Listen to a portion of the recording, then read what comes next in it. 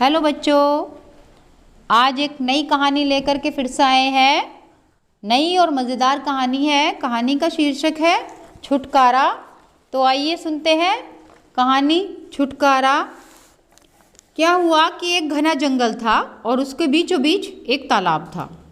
तालाब में बहुत सारे जंगली जानवर थे, मतलब उसके पास आया करते थे पानी पीने के लिए, और पशु पक्षी भी सब वहाँ अपनी प्यास बुझाने के लिए आते थे। और जंगल के बीचों बीच ही मतलब इतना सुंदर नज़ारा था कि जो देखता वो देखता रह जाता था। बहुत सुंदर जगह थी, कहने का मतलब है कि बहुत ही सुंदर जगह थी और सारे जानवर वहाँ सारा दिन अपना मस्ती में गुजारते थे। उसके चारों तालाब के चारों ओर ही बहुत बड़ा जंगल था और पेड़ों पे बहुत तरह तरह के पक्षी रहते थे। वहाँ लाल पीले जामुनी फूलों से लदे हुए वृक्ष थे। वहाँ इन फूलों पे तितलियाँ मंडराती थी और कई पेड़ पर मीठे मीठे फलों से लदे हुए थे। शाखाओं पे बंदर भी बहुत उछल कूद मचाते थे और फूलों पे कई सारे जो भौरे तितलियाँ, ठीक है, ये सब चहचहाते रहते थे और ऐसे सुंदर वातावरण में दिन गुजारते थे। लेकिन क्या हुआ कि उनका तो बहुत अच्छा समय वहाँ गुजर रहा था, लेकिन एक दिन अचानक ही क्या हो गया कि एक मगरमच्छ वहाँ आ गया। तो मगरमच्छ के आने से क्या हुआ कि सब कुछ बदल गया। कई मील दूर झील से एक मगरमच्छ आया और वो उसी तालाब में रहने लगा। झील के आसपास लोगों की, क्योंकि वो जो जिस झील में रहता था वहाँ आसपास में लोगों की बहुत भीड़ लगी रहती थी, तो वो उस डर के मारे कि भाई ये मुझे मार डालेंगे, इस वजह से वो मगरमच्छ यहाँ आ गया और तालाब में आकर के वहीं रहने लगा। कुछ ही दिनों में क्या हुआ कि अब मगरमच्छ है, भूख लगी तो उसने क्या करा, वहाँ के जो आसपास के जितने भी जीव जंतु उसे दिखाई दिए उनको खा लिया। जैसे मछली, केकड़े, कछुए, मेंढक, इनको वो खा गया अपनी भूख मिटाने के लिए। और इसके अलावा उसने और क्या करा कि तालाब के आसपास में जो भी छोटे मोटे जानवर आते जैसे हिरण, बंदर, उनको भी खाने लगा। अब तालाब के आसपास के रहने वाले जितने भी जीव जंतु थे उनमें हलचल मच गई जंगल में कि तालाब में सभी जीवों का डर के मारे बुरा हाल था। यही हाल जंगली जानवरों का भी था कि ये तो मगरमच्छ हम सबको खा लेगा। तो आखिर में क्या हुआ कि सारे जीव एक जगह बैठ गए और उन्होंने एक क्या करी, मीटिंग करी। और इसका जिम्मा कि मीटिंग करने के लिए भी मीटिंग करे, सारे जानवर एक जगह इकट्ठे हों, इसका जिम्मा उन्होंने मोटू कछुए को दे दिया। तो मोटू कछुआ घूम घूम के सारे जानवरों को बैठक की खबर दे आया। अगली सुबह जैसे ही धूप निकली, मगरमच्छ तालाब से निकलकर धूप सेकने लगा और इधर तालाब और जंगल के जीव जो है वो दूसरे किनारे पर बैठकर बैठक करने लगे। बैठक में हिस्सा लेने वाले बहुत सारे जीव जंतु थे। मछली, केकड़े, कछुए, मेंढक, हिरण, खरगोश, बंदर, जल मुर्गियाँ, जंगली बत्तखें। सभी ने डरते हुए कहा कि इस तालाब का यह जो दुष्ट मगरमच्छ है ये तो साल भर के अंदर ही हम सबको खा लेगा, इसलिए हमें जल्दी से जल्दी इससे छुटकारा पाने के लिए कुछ ना कुछ उपाय तो करना ही होगा। ये कह के सारे जानवर चिंता में डूब गए कि भाई उपाय तो होना चाहिए कि हम इससे छुटकारा कैसे पाए। तो बंटी कछुए को इस काम पर लगा दिया कि वो मगरमच्छ पर नज़र रखे कि जैसे ही, मतलब उन्होंने मीटिंग में एक सजेशन ऐसे दिया, सुझाव, कि काम पे बंटी कछुए को रख दें, मगरमच्छ पे नज़र रखे, जैसे ही मगरमच्छ पानी में आएगा वो सबको खबरदार कर देगा। तो जब वो खबरदार कर देगा मगरमच्छ आ रहा है तो सारे जीव जंतु बच जाएंगे, जिससे उनकी रक्षा हो सकेगी, मार नहीं पाएगा। तो इसलिए क्या हुआ, जब वो कछुआ देख रहा था बार बार मगरमच्छ तो नहीं आ रहा, जीव जंतु तो नहीं है, ऐसे करके गर्दन घुमाया जा रहा था वो बार बार, तो गर्दन घुमाने से उसकी गर्दन में मोच आ गई कछुए की। वो मदद के लिए बाकी जानवरों के पास आके बोला कि भाई मेरी गर्दन में बहुत दर्द हो रहा है, कुछ करो। तो रिंकू केकड़े ने सलाह दी कि शहर से मेरी मौसी का लड़का बिट्टू जो है वो डॉक्टरी की पढ़ाई करके आया है, क्यों ना हम उसके पास चले, कछुए का इलाज भी हो जाएगा और इस मुसीबत के बारे में बातचीत भी हो जाएगी। सुना है जो पढ़ा लिखा होता है वो बहुत समझदार होता है, कि हो सकता है कि मेरा मौसेरा भाई हमें सच में कोई बढ़िया उपाय बता दे।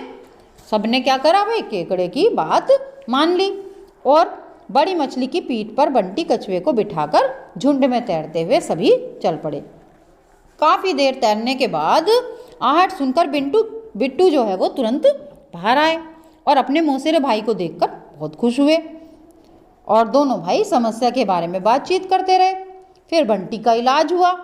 सारी बात समझने के बाद अब सबको लौटना था, तो डॉक्टर बिट्टू ने बताया कि सिर्फ केकड़े ही मगरमच्छ को सबक सिखा सकते हैं। तभी डॉक्टर बिट्टू ने सवाल करा कि अच्छा मुझे एक बात बताओ कि यहाँ कितने केकड़े होंगे। तो रिंकू केकड़े ने जवाब दिया कि लगभग 400 के करीब केकड़े हम लोग यहाँ हैं। तो उसने कहा ठीक है कि बंटी को तुम यहीं छोड़ दे जाओ, क्योंकि उसके हाथ में एक केमिकल दूंगा और केकड़े उस केमिकल को अपने पैरों पर लगाएंगे और मगरमच्छ के नीचे तैरते हुए उसे काटेंगे और वहाँ टांगों का केमिकल लगा देंगे। कुछ केकड़े मगरमच्छ के मुंह में भी काटेंगे।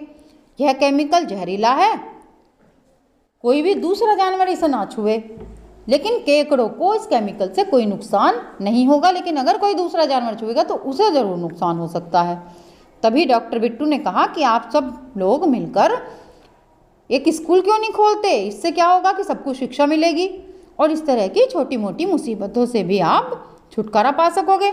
इसमें मैं आपकी पूरी मदद करूँगा। डॉक्टर बिट्टू की बातों पर विचार करते हुए सभी तैरकर वापस आ गए। अगली सुबह क्या हुआ कि बंटी कछुआ भी केमिकल लेकर आ गया। उस समय क्या हुआ कि मगरमच्छ जो है वो किनारे पे आकर धूप सेक रहा था अपना आराम से मज़े में।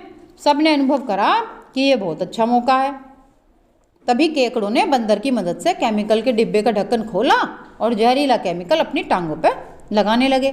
जब लगभग सभी केकड़े जहरीला केमिकल अपने टांगों पर लगा लिया जब सभी केकड़ों ने, तो झुंड में मगरमच्छ की तरफ चल पड़े। जहाँ जिस केकड़े को जहाँ जगह मिली उसने वहीं मगरमच्छ की काटा, है ना, अपनी टांगों से मगरमच्छ को उस जगह काटा।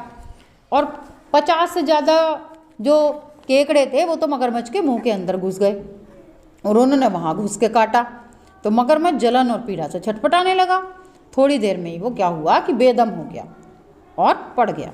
सारे केकड़े अपना काम करके भी लौट आए।